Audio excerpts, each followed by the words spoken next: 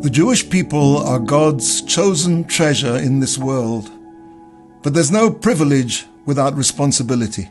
It really doesn't matter if Donald Trump or Donald Duck wins the US elections. It really doesn't matter if Kamala Harris or Kermit the Frog wins. Our rabbis teach us, Lev Malachim v'Sarim biyad Hashem.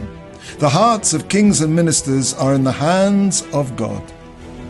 When it comes to international affairs, anything that impinges on the future of this world, Donald Trump, Kamala Harris have no freedom of choice. They become like puppets. And who pulls the strings of those puppets? We do, the Jewish people.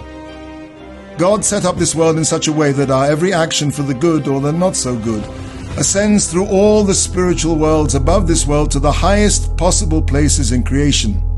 It makes an effect there, and then the power of that action descends back down all through those worlds to this, the lowest physical world, and becomes a physical reality. For example, someone keeps Shabbos in Bristol or in Timbuktu.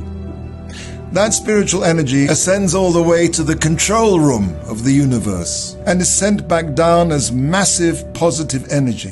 A typhoon in the China Sea is cancelled. Abundant rain falls in Niger, averting a famine. The Gemara says, Panei Hador kapanei hakelev. The face of the generation, this generation, the generation just before Mashiach, is like the face of a dog. If you were a visiting Martian and unfamiliar with Earth creatures, and you saw a man and a dog out for a walk, you'd think that because the dog was out in front, he was leading the man. But the dog is constantly looking over its shoulder, finding out which way it should go. The leaders of this world are not in charge, we are. Don't look at the news to find out what's going on. Don't look at the polls, don't look at the pundits. The real news is being created by you. How did you treat your wife this morning?